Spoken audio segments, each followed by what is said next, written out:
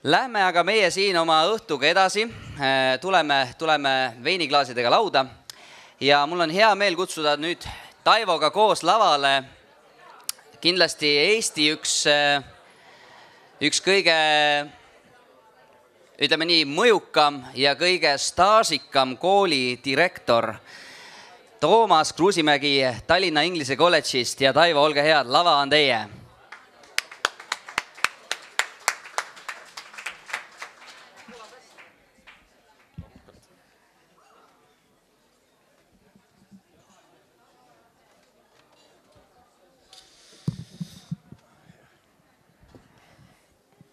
Nii, tere taas kõigile, tere Toomas.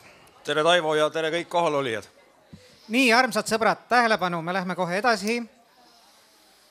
Halloo. Aitäh. Nii, ja me jätkame. Minu vestluspartneriks on Toomas Kruusimägi, Tallinna Inglise kolledži direktor. Kui Meelisega ei olnud hea öelda sõna ajalugu, liiga palju sellele keskenduda, siis ma tean kohe ühte teist sõna, mida sina ei armasta. See on see eliitkool. Aga selle juurde me jõuame. Ma tahaks alustada hoopis sellest, et ei ole palju koolidirektoreid Eestis, kellel on, kuidas seda täpselt nimetatakse, palmioksa orden ja rüütlikraad. Räägi, kuidas sa selle said? Tere kõigepealt veel kord ja üks väike asja õendamine, et ma kindlasti ei ole mitte Eesti riigis kõige staažikam koolijuht. Ja kaugeltki ma arvan, et need tiitlid, mis sissejuhatuses öeldi, on pigem ettemaks kui et midagi, mis on välja teenitud. Ja eks selle palmioksaga võis olla ka pigem see, et mingid pidi oli ta tagasivaateline, aga võib-olla ka siis Prantsuse suursaatkonna riigi poolt ettevaatav auhind tulevaste tegudest. Kas võib-olla vihje, et läheks nagu prantsuskeel hoopis nagu süvitsi?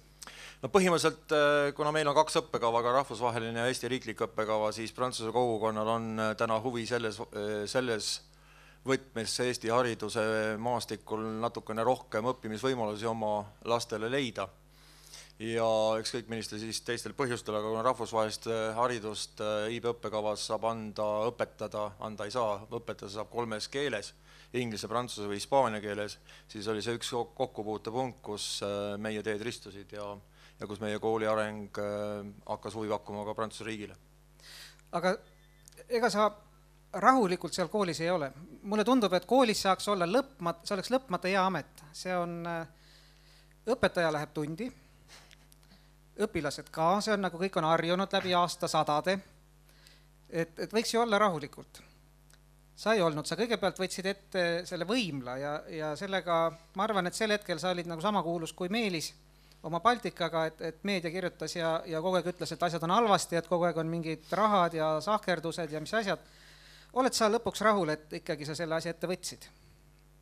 No kas mina rahul olen või mitte, aga kõige tähtsam see, et need noored õppijad ja vanemad õppijad ja linnakodanikud on rahul, kes kasutavad nii võimlat kui ujulateenuseid. Nii ja teisalt Tallinna linnas ei olnud palju koole, kellel ei olnud võimlat ja 7. keskkool või tänane Tallinna Inglise kolledž võimla oli seal puudu alates selle kooli tegemisest. Jah, ajalooliselt 20. aastatel, kui kool loodi Hariduse tänaval, oli ta tütarlaste kool ja loomulikult neidusid ju kasvatati selles vaimus, et väikesed balletiharjutused ja graatsiad ja higiseks ei tohtinud keegi minna. Aga viljastavates Nõukogude riigi tingimustes loomulikult viidi kõik poisid-tüdrukud segamini sinna ja see ei ole võimla ja aula, ei ole üks asi, mida üks normaalne kool peaks omama. Nii et see on lihtsalt see, et need õpilased, kes õpivad ja see kogukond, kus me toimetame, väärib enamat ja selle nimel olen senini toimetanud. Lükka ümber see jutt ka, et õpilased ei saagi sinna, sest kogu aeg käivad seal teised trenni tegemas. Mina tean seda, et 8.15 kuni kella 3-4 on meie õpilased seal aktiivselt tegevuses välja arvatud 2 perioodil, see on sügis ja kevad, esimene ja viimane, kui ollakse Snelli tiigiümbruses õue veeranditel. ja teine jutt on see, et sa tegelikult armastad ise väga sporti, sellepärast see võimla sai. Mis sporti sa oled teinud? Kõike. Kergejõustikku, kümnevõistlus, korvpalli. Miks sa siis õpetajaks läksid õppima? Ma tegelikult kunagi arvasin, et minust tuleb profi korvpallur. Minu tervis tegi omad tegevused ära ja kuna mul inimestega meeldib toimetada, inimeste keskel olla, siis mu mõte oli minna hoopis treeneriks õppima. Aga tervislik seisund oli selline, mis ei võimaldanud mul teatud füüsilisi katseid, mis tollel ajal olid hästi popid ära teha, siis tuli valida midagi leebemat. Ja kuna oma eesmärk oli mitte minna Nõukogude armeesse, siis tuli minna ülikooli. Ja siis õpetajaks? Ma läksin õppima, see valik oli, kuidas nüüd öelda, vanemate poolt või ema poolt plan B. A oli mul arhitektuur, aga sinna otsiti matemaatikuid. Ja minu suhe matemaatikaõpetajaga oli pisut teisene, et ma ei saanud vastuseid küsimusele miks. Ja ma keeldusin pähe õppimast lihtsalt tuimalt. Järelikult see langes ära ja kuna ema arvas, et ettenägelik tõenäoliselt, kui nii kui ta oli, ütles, et poiss, et keeled on need, mida tasub õppida, toovad sulle vähemasti leiva ükskõik millise korra juures lauale. Kui midagi muud teha ei saa, siis õpeta ikka. Läksin õppima kindlas veendumuses, minust õpetajat ei saa. See oli esimene viga. Nii nagu ma eitasin tol hetkel, et ma ei hakka kunagi kooli juhtima. 2 õppetundi minu elus, ära kunagi ütle ei, enda peal kogetud. Need tulevad. Kuidas sa direktoriks said?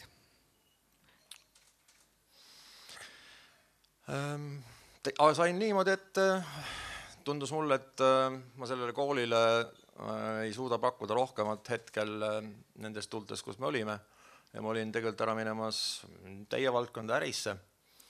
Aga siis vahetus kooli juhtkond ja üks osa õpetajad arvasid, et ma võiksin ikkagi oma kandidatuuri üles panna kooli direktoriks.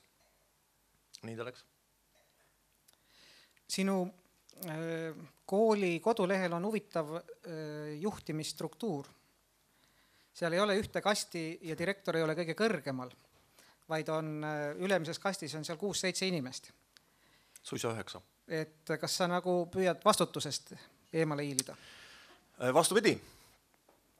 Jah, kui kes on vaadanud meie juhtimisstruktuuri, siis suured muudatused selles valdkonnas said teoks aastal 2010. Kui me lõpetasime ära kõiksuguse hierarhilise struktuurinduse ja miks me seda tegime, siis üks põhimõte on see, et juhtida tuleb läbi tegevuse ja läbi eeskuju. Ja kui me soovime oma noortes kasvatada vastutustunnet, ettevõtlikkust, see tähendab seda, et ma julgen võtta ette kartmata, et ma ei saa võib-olla seda tulemust kohe kätte, mida ma soovin, kartmata, et võib-olla see on pisut teistsugune lähenemine, siis kõike seda peavad need inimesed, kellega need noored koos igapäevaselt toimetavad, ka ise olema suutelised tegema ja niimoodi ka käituma ja olema. Hierarhiline struktuur viis väga tihti sellistele konfliktidele, et sina oled ülemus, sina saad raha, sina vastutad, sina ütle, mis me tegema peame ja me teeme ja see on vastupidine suund sellele kultuurile, mida me oma koolis oleme juurutamas ja kus suunas me liigume. Kool on hästi ikkagi traditsiooniline ja konservatiivne koht. Millised traditsioonid selles koolis olid ja mida sa esimesena muutma hakkasid ja kuidas? Haridusest räägitakse, öeldakse, et haridus ja kool on konservatiivne ja Eestis meil miskipärast on sõna konservatiivne sellise negatiivse varjundiga. Et ma arvan, et õige annus konservatiivsust on edasiviiv. See tähendab seda, et see, mis on hambale mitte ette jäänud, vaid vastu pidanud, tulest veest läbi tulnud, et see on midagi väärtust ja väärtuslikku, millele saab toetuda. Me otseselt mingisuguseid traditsioone lõhkuma ma ei hakanud. Mul oli 3 eesmärki, oli 2, üks on saavutatud, 1 oleme poole tee peal ja 3 on loomulikult kõige suurem, et kõik ju teavad seda, et kui kultuuri muuta, siis see on hästi pikk protsess. Ja see eesmärk oli koolis kujundada 21. sajandis sobiv organisatsioon. Nii et et midagi lõhkuda sellepärast, et lõhkuda ei ole vaja, et pigem koos kasvades inglise keeles kõlab hästi, et learn, unlearn, relearn. Ehk ka mõnikord tuleb ära või välja õppida vanadest teadmistest, kommetest, uskumustest, et selleks, et üldse oleks ruumi uut teadmist ja uut oskust peale panna. Räägi, sa ütled, et eeskuju on hästi tähtis. Mis sa enda juures siis tähtsaks pead, et mille poolest sa oled eeskujuks oma õpetajatele? Ma arvan, et no tundub, see peaks olema kõikjal, ükskõik millisest sektorist me ei räägi. Põhimõtted on väga lihtsad ju, et see, mida sa ise teed, või see peaks olema vastuvõetav ka teistele.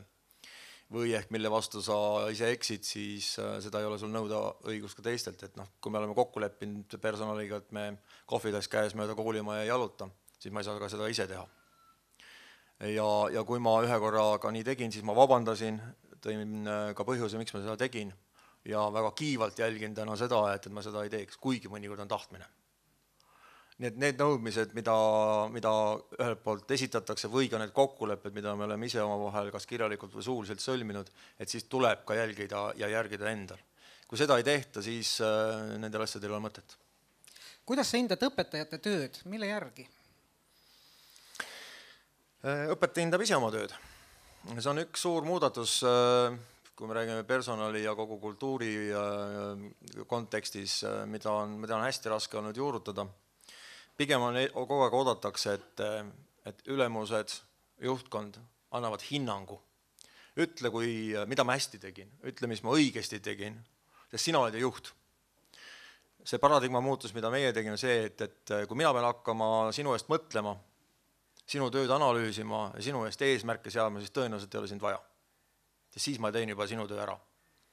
Et iga inimene peab seadma ise oma eesmärgid, me teame, kuhu me liigume ja sellest tulenevalt iga õpilane, iga õpetaja, iga töötaja peaks need eesmärgid seadma ja ta ise reflekteerib aasta lõpus.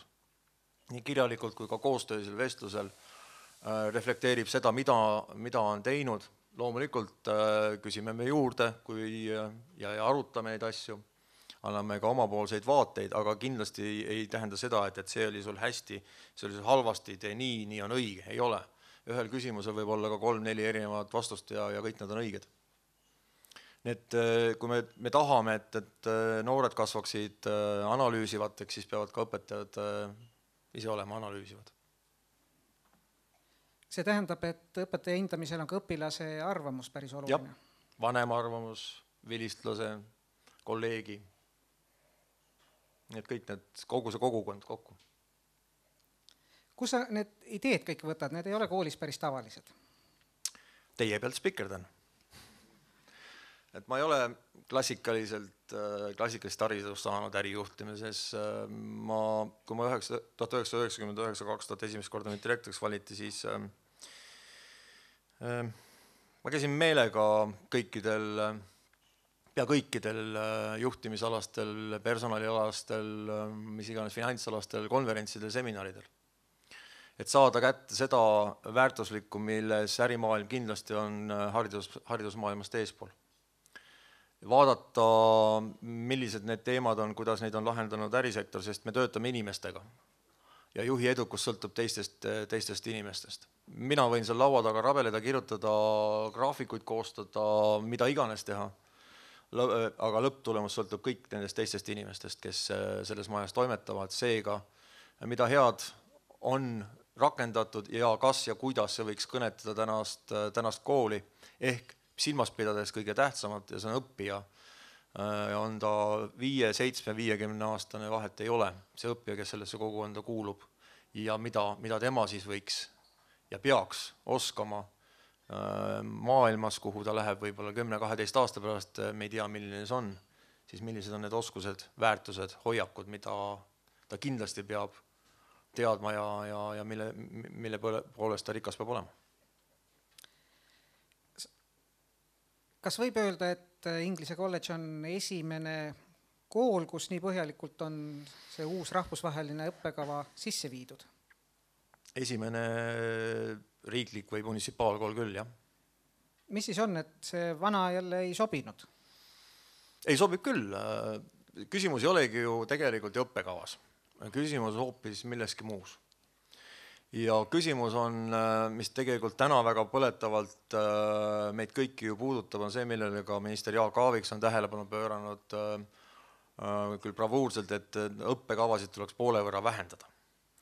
Küsimused on väga erinevad, et kas õppekava tuleb vähendada, tema mahtu, tema sisu, või hoopis tuleks õpetajatele aega anda ja lasta neil hoopis teistsuguse lähenemisega õppetööd läbi viia. Kolmandaks, kas ja kuivõrd mõistlik on gümnaasiumiastmes 14 kohustusliku õppeaine õppimine kõikide noorte poolt. Ja nii edasi, ja nii edasi. 89. aastal käies Stockholmis nädal aega ühe kooli võõrustada olnud, ma tutvusin selle programmiga, kus juhtumisi oli õppimas ka üks Eesti noor, kes täna ka ärimaailmas on kuulus või kurikuulus, kuidas keegi tahab öelda. Ja temaga rääkides, vaadates seda, mind näiteks väga innustas tolles hetkest 1989 ajalootund. Kui mina olin õppinud koolis ajaloos Stalingradi lahingut päeva kõrval peaaegu, et sekundilise täpsusega, kes millise koridori ära vallutas, siis seal oli ajaloo küsimus, et kuidas oli võimalik ühel ajahetkel Euroopas 3 diktaatori võimale pääs. Ja see oli see, mida ma mõtlesin, et see on nüüd see koht, kus nii palju kui mina saan oma õppetöös, ma olin õpetaja, ümber mõtestada kogu selle õppe sisu. Ja see on küsimused, väga põhimõttelised küsimused, millele peab tegelikult täna Eesti haridus vastama, sest me ju teame seda, et ühel poolt akadeemilised teadmised on väga, väga olulised, kuid väga põhjalikult tehakse valikuid ja lõppvalikud tehakse hoopis sellel baasil, milline see inimene on, millised on tema isiksuslikud omadused, millised on tema koostööoskused, meeskonnatööoskused, millised on tema suhtlemisoskused. Ja see mängib täna oluliselt suuremat rolli, et kui keskmine seotus tööandjaga on täna 14 kuud ühe tööandjaga, siis me saame aru, kuivõrd kiiresti tuleb meeskondi muuta, kui kiiresti peab olema paindlik. Ja siin ei loe, kas ma tean integraali definitsiooni peast või mitte, siin on mängivad rolli hoopis teistsugused omadused. Ka erinevate kultuuridega suhtlemisoskused ja nii edasi ja nii edasi. Nii et see on hästi lai teema, et siin me võime eraldi päeva kohe sellest teha, aga tuleme selle õppekava juurde tagasi, see on ikkagi väga ebatavaline, et ole ja räägi paari sõnaga, mis see on ja mis on selle õppekava eesmärk? Ega see õppekava eesmärk on nii, nagu ta peaks olema kõikides tublides gümnaasiumides, lähtepakk kõrgharidusele. Ja tema selline fundamentaalne erisus on see, et esiteks iga õpilane koostab iseenda õppegraafiku. Ta valib kõik ained, tal on küll 6 valdkonda, kõik peavad õppima emakeelt, kõik peavad õppima võõrkeelt, kõik peavad õppima matemaatikat. Seal on küll valiku oma võimalus, kas sa õpid selleks, et minna finantssektorisse tööle või selleks, et sa tavakodanikuna saaksid aru, mida finantssektor sulle pähe tahab määrida. Sul peavad olema loodusteadused, sotsiaalained ja 6. sektor on täiesti vaba. Ja lisaks sellele on veel 3 hästi olulist valdkonda, ilma milleta ei saa. Üks on theory of knowledge, mis liidab kõik need kokku, et miks me midagi teame, hakkab põhiküsimusest, kuidas me teame, et me teame. Siis on Creativity Action Service, mida meie eelitavalt oma majas nimetame ÜKT-ks, aga ta ei oma mitte mingisugust sidet nõukogudeaegse ühiskondlikult kasuliku tööga, vaid see on see, et iga noor peab tegelema aktiivselt näiteks spordiga, aga mitte see peab olema see koolitund, vaid ta võib, sinna arvesse läheb ka näiteks treeningud või ka kõik need tegevused, mida ise tehakse. Ja see on see võrgustik, mida kool nende treeneritega, nende klubidega loob, et ka sealtpoolt tagasisidet saada, mis on ületamatult või mitte ületamatult, aga erakordselt raske Eesti ühiskonnas. Olnud seetõttu, et seda veel klubide poolt ei väärtustata. Ja service on see, et kõik noored teevad vabatahtlikult tööd 2 aasta jooksul, peavad päevikut ja reflekteerivad seda, et mida see on andnud tema teatud nende põhijoonte kujunemisel. Kes käib vanadekodus, kes käib lihtsalt vanuriga, kes on varjupaikades, kes teeb humanitaarkorjandust kuhugi ja nii edasi. Et need on need 3 vaala ja kõigis 6 aines on eksam ja eksami tulemus on esimene hinne, mida nad saavad 2-aastase stuudiumi juures. ja vastavalt sellele siis sõltub, kui palju pallid kokku tulevad, et ülikoolid üle maailma, ka Eesti ülikoolid võivad teha pakkumisi, otsepakkumisi, võivad anda soodustusi vastuvõtul ja võib siis kandideerida üldnimekirjas. Ja see kõik inglise keeles?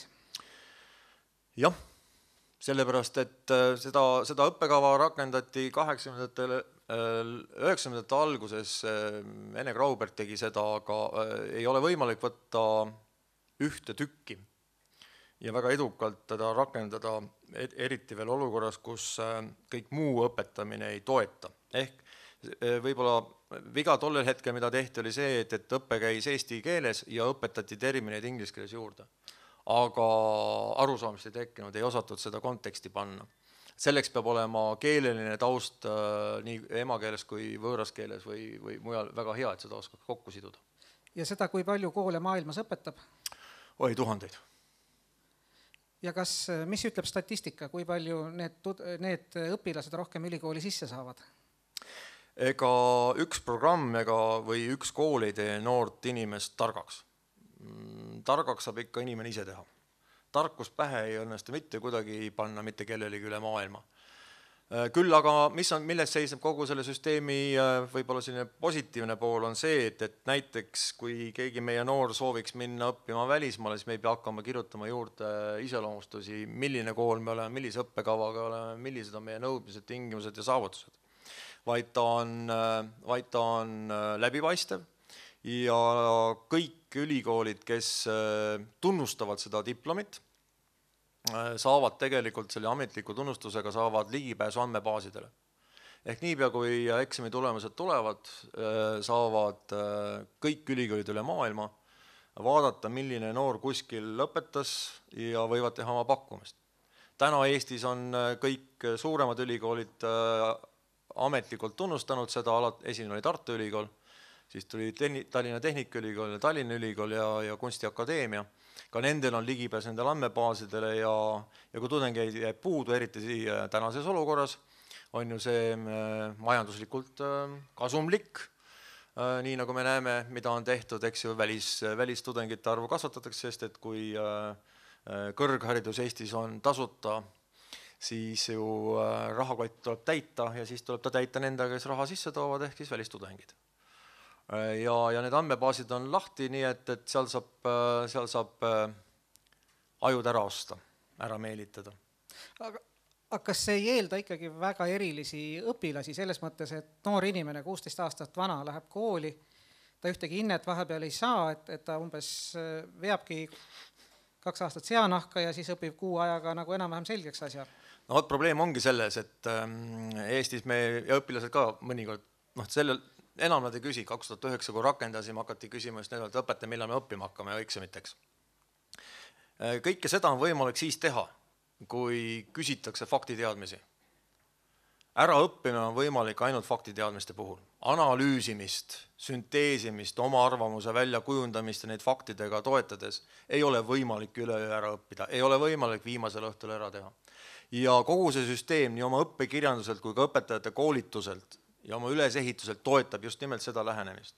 Me oleme rakendanud tegelikult seda lähenemist terves koolis. Et see on see üks põhjus, miks me ka seda teist õppekava soovisime sinna kõrvale tuua, et terve kool, terve see kogukond saaks suurema ütleme siis, võimaluse.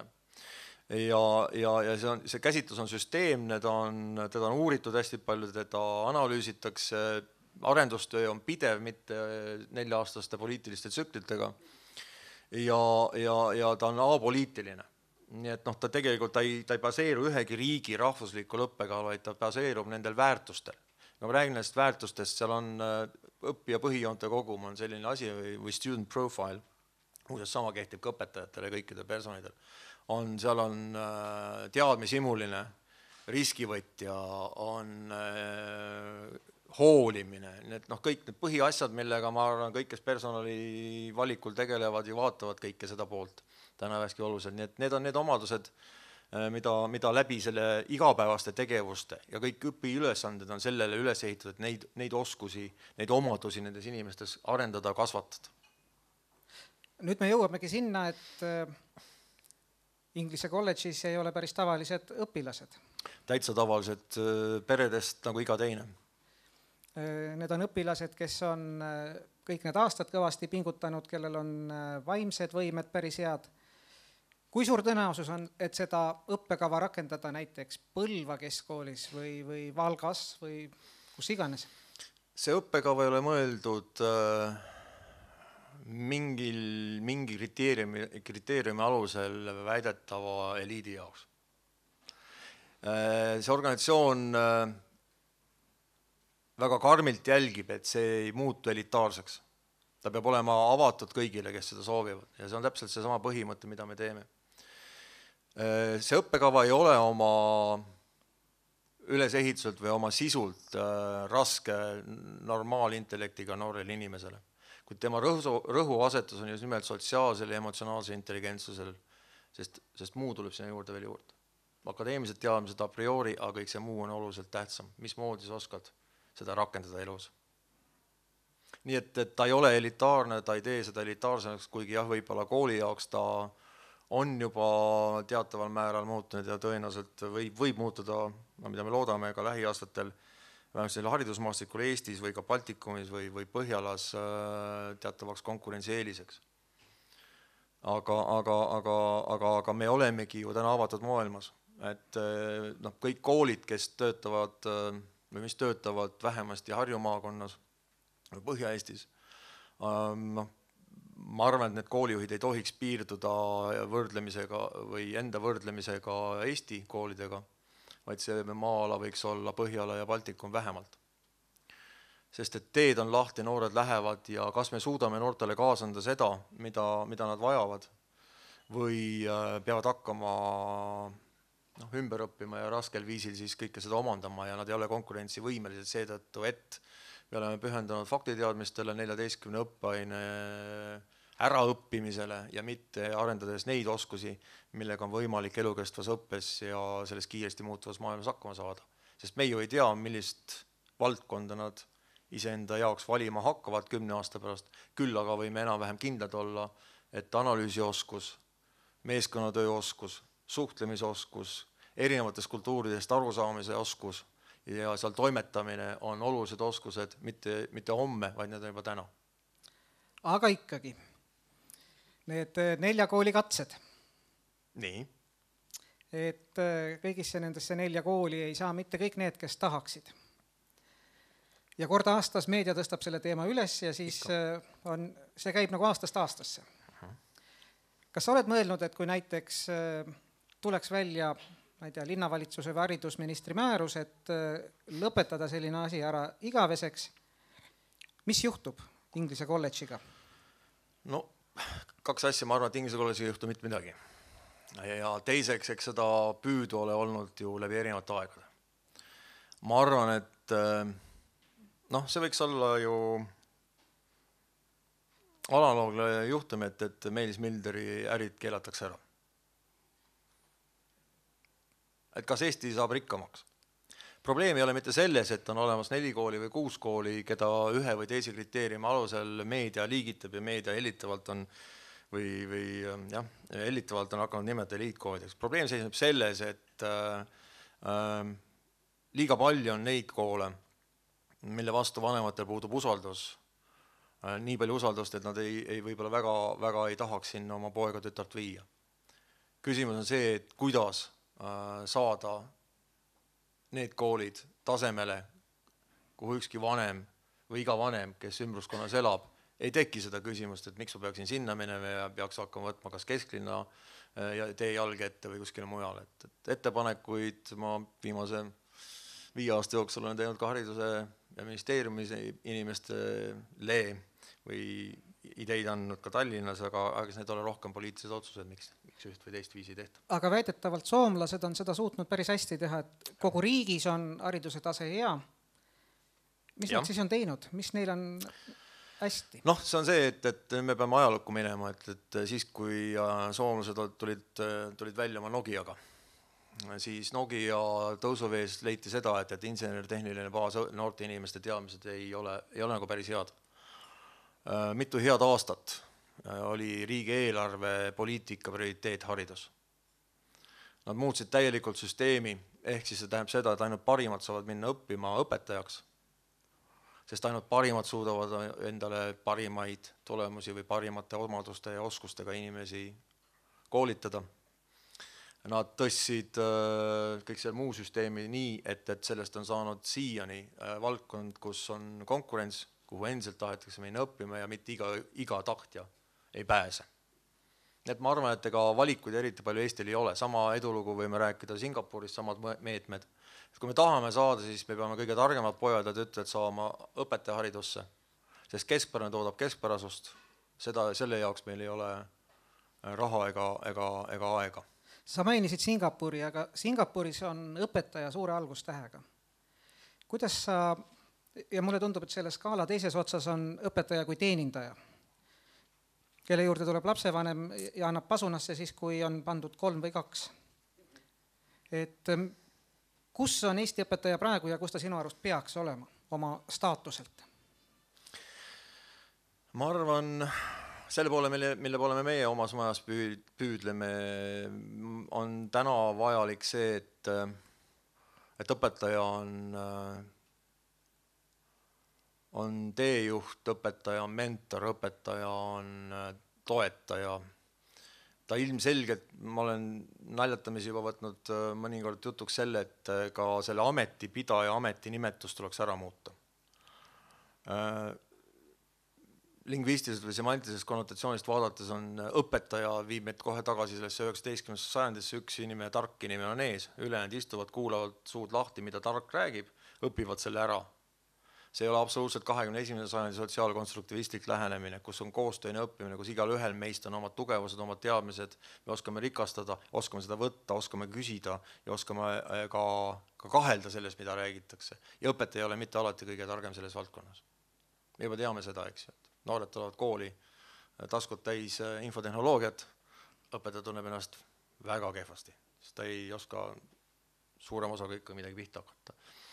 Nii et õpetaja tegelikult peaks olema, parem sõna või termin eesti keeles või vaste oleks juhendaja. Nii et ei suure algustähega ega ka see teenindaja pool, et jah, hoiakud. See on ka see, et kooli juht teenindaja hoiakuga, kelle jaoks on juht, kas juht on iseenda egotripi jaoks või ta on nende inimeste jaoks, kes töötavad.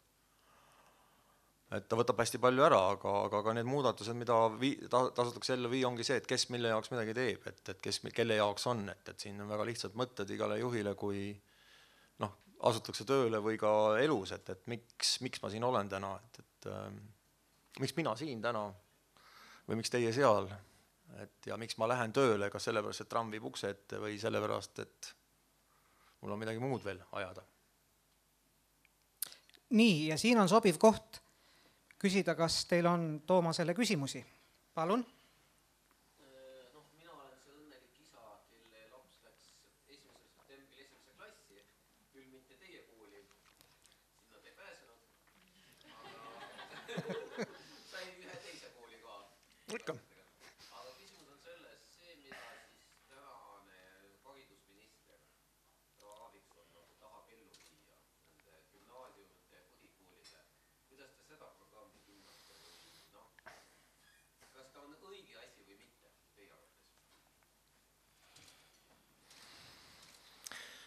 Eesti on nii väike. Ma pooldan võimaluste paljusust. Ja vaadates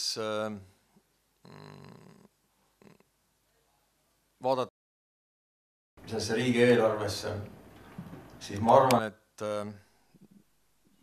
kuskil võib olla mõistlik mõningad kooliastmed lahutada, kuskil mitte. Aga seda ei saa teha programmidega.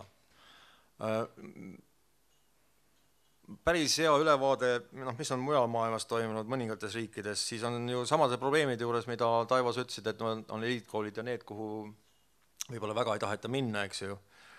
Et kuidas mujal maailmas on käitutud, et see mõte, mida ma siin mõned 4-5 aastat olen pähe inimestele süstinud, on see sama, et lubame ka riigisektoris natukene paindlikumalt käituda. Kui Inglismaal esiteks nähakse, et kool ei toimi nii hästi, kui ta peaks. Ja Inglismaal on see sundus, et sa pead minema piirkonna kooli. Siis mis toimub, on see, et vanemad lähevad ära sellesse piirkonda, kus nende jaoks on see kool vastavalt kas nende väärtustele või ükskõik millistele kriteeriumidele või meedia juttudele. Väga konkreetne näide, mis toimus Londonis Chelsea linnaosas, oli see, et kui oli 2009-2010 ka nendele majanduslikud raskused, siis üks osa vanematest ei jõudnud maksta enam erakooli õppemaksu, kuid samas piirkonnas, kus nad elasid Chelsea's, ei olnud kooli, kuhu nad oma last oleksid tahtnud panna. Hakkasid ära kolima. Linnaosa valitsus võttis vastu otsuse ja 2 aastaga ehitati sinna kool, kuid enne, kui 2 aastaga see kool valmis sai, toodi kohale konteiner, klassiruumid ja suurendati olemasolevat kooli, kuhu lapsevanemad tahaksid õppima minna. Täna on selles piirkonnas kool, lapsevanemad on rahul, lapsed on rahul ja kool toimib hästi. Sinna toodi ka direktor, kes oli juba näidanud, et ta 11 ja 3 on suutnud hariduselus ja nii on võimalik ühelt poolt reageerida turu ja majandusolukordadele. Teine osa on see, millele ma vihkasin, on see, et kui on nõrgemad koolid, siis kas nad juhtimiselt liidetakse, sellised konsortsiumi tüüpi lähenemine, mõnikord vahetakse inimesed välja või teist poolt see, mis on kuskil edukas, mis iganes kriteeriumi siis edukas aluseks ei ole võetud, siis see juhtkond saab teataval määral strateegilises valdkonnas seda juhtimist üle võtta. Aidatakse kaasa, koolitatakse ja nende koolid edu 3, 4, 5 aastaga on hämmastanud, on tulnud niimoodi poriliigast üles ja toimivad väga hästi. Et on puhtalt juhtimisalased ülesanded vastavalt sellele, kas tahetakse üldse parandada midagi, kas ollakse maksumaksjast huvitatud, kas ollakse tulubaasi suurendamisest huvitatud, kas ollakse sellest, et kogukond on kohal või see ei huvita kedagi, kes neid otsuseid peab tegema ja lastakse oma voolu minna ja lihtsam on viriseda ja vinguda ja süüdistada kedagi, kes on võib-olla tsentraalse võimu juures, kuid kohaliku kogukonna otsused on oluliselt tähtsamad.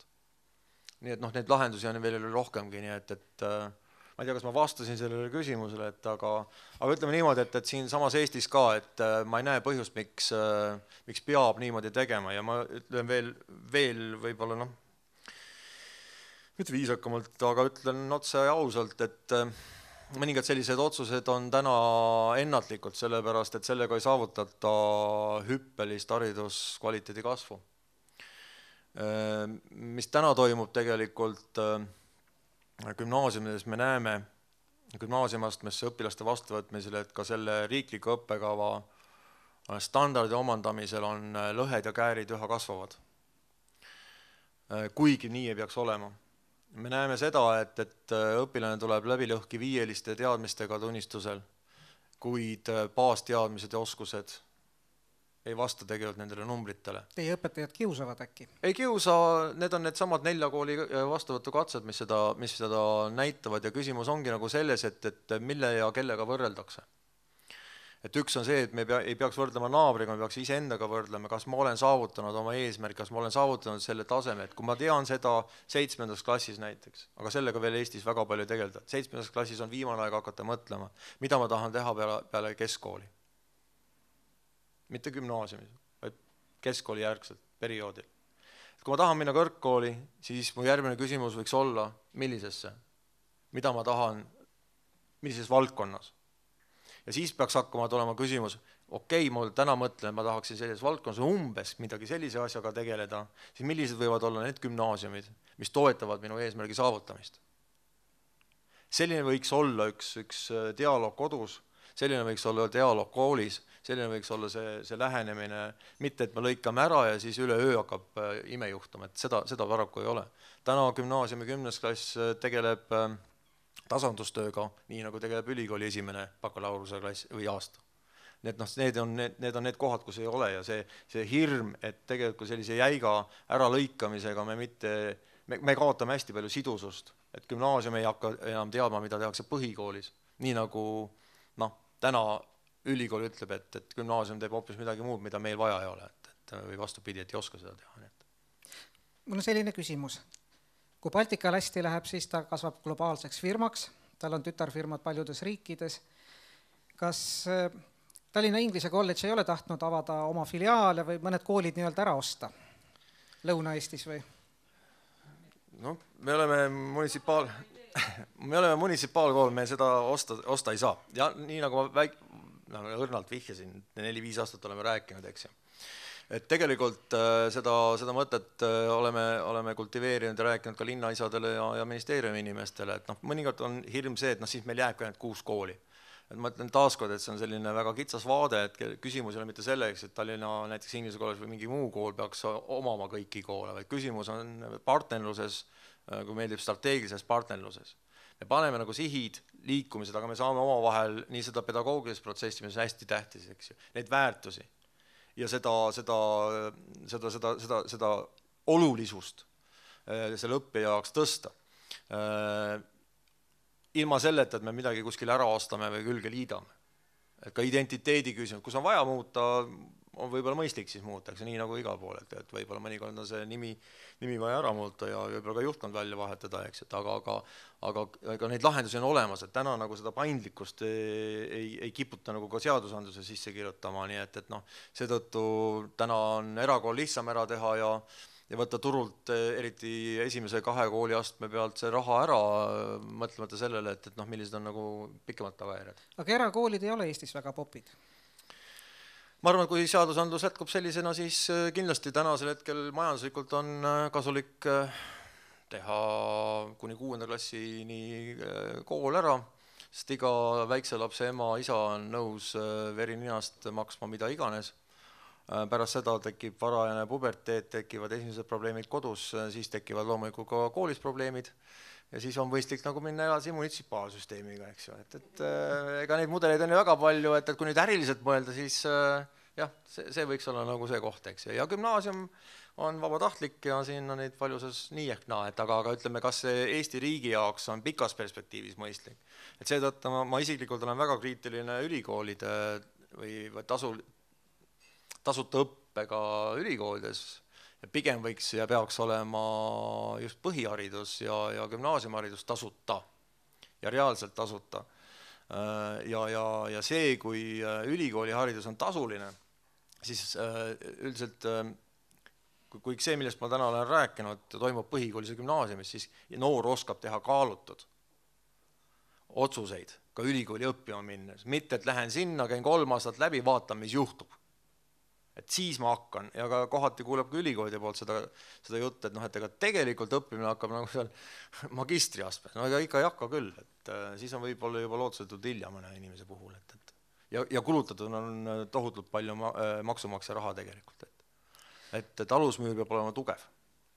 Aga sa oled endiselt noor koolidirektor, ütleb, et kui sa alustasid, siis võib öelda, et sa olid väga noor. Aitäh, see on kompliment. Võt sa rääkisid, eks ole, et 6. klassis võib-olla hakkavad need probleemid, et sa oled nüüd olnud tõesti 20 aastat koolis. Nüüd on see L-koht, et tegelikult ma olen selline aeglane õppija, ma polegi koolist ära saanud. Siis ütle, kuidas on, vaata öeldakse, et kool on nagu peegeldab ühiskonda tervikuna, eriti mis mõtteviis on klassides. Kuidas on õpilaste mõtteviis muutunud selle viimase 20 või eriti viimase 10 aasta jooksul?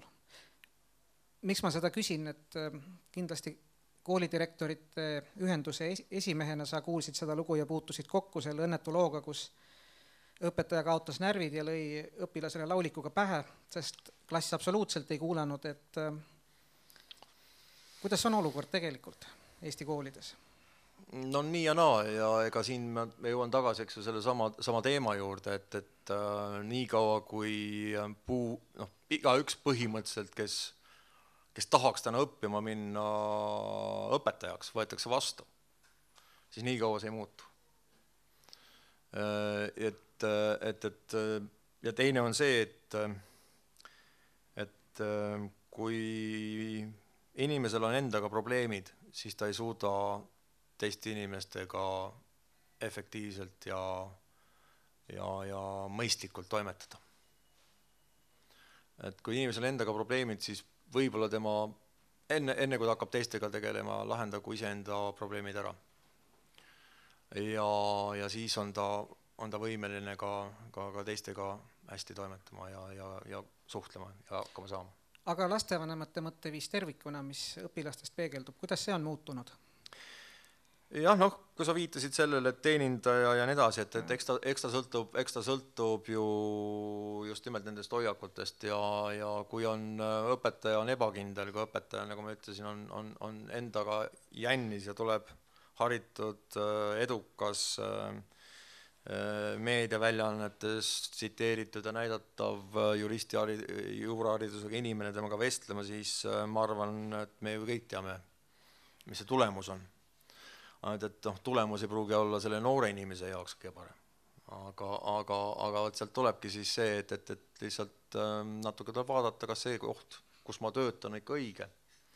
Ja see muutus on toimunud see, et tänasel päeval ka need noored, kes õpetajaks õpivad, nad väga paljuski ei näe seda kui elukutset, ametit, kus nad on surmani. Osade jaoks on see kindlasti mingisuguse eluetapi jaoks oluline. Osad võib-olla näevadki, sõltub just nimelt sellest keskkonnast ja kas kool ja kogukond suudavad talle ka väljapakkumisi, teisi väljakutseid pakkuda. Vanem põlvkond ju läks õppima õpetajaks, teades, et see on amet ja sellega ta jääb kuni lõpuni. Tänane maailm enam nii ei ole. Elukestev õppe käib ka seal ja kui sa jääd jänni, siis tuleb arvestada sellega, et võivad tulla teised ja tegijamad ja oskajamad ja ka paremad, kui me tahame hinnangut anda. Jõudsime ikka raha juurde välja. Lõpetame siis millegi positiivsega. Raha on ju positiivne, raha on alati vähe ja see ongi ju see on hea, et ega ma arvan, et ei ole maailmas riiki, kus õpetajal oma ametikohal on võimalik saada miljonäriks ausalt. Küll on aga isegi Soomes õpetaja väga hästi makstud, eks ole, võrreldes keskmiste palgatasemetega üldse. Mis peaks olema Eestis noorõpetaja palk, et sa ütleks, et võt, nüüd on see asi lahendatud? Minu mõtte kohaselt, et me võtame ülikoolidesse õpetajaks õppima ainult parimad gümnaasiumi lõpetajad ja kui nende hulgas keegi ei taha, siis me nõrgemaid ka ei võta. Esimene tingimus ja teine tingimus. Me ülikooli lõpetamisel, ehk siis magistrikraadi, ma mõtlen ilma selleta õpetaja ei saa klassi ette minna, siis lähtepalk peaks olema see palk, mida see noor inimene võiks saada ükskõik millisel teist eriala õppinuna tööle asudes. Sest õpetaja saab aru, et tõenäoliselt temal sellised võimalused kui advokaadil või juristil kasvamiseks rahalises mõttes ei ole. See on tema teadlik otsus, aga see lähtepalk võiks see olla. Nii et ma arvan, et kui me võtame nüüd Statistikaametist välja, millised on need noore töötaja palgad, kui nad asuvad tööle, siis see võiks olla see tase. Aga sellega võiks siis TIK alustada? Jah, aga see võiks olla riiklik poliitika, sest et see tooks kaasa suuremale õnne meie õuele ja rohkem rahul olevaid vanemaid, kes päeva kõrval oma lapsed kooli saadavad ja mitte ainult sinna, kus ühel või teise kriteeriumide põhjusel on kas loodud see edulugu meedia poolt või et oleks rohkem neid kohti, kuhu lapsed rõõmuga läheksid õppima ja lapsevanemad rõõmuga oma pojad-tütred saadaksid.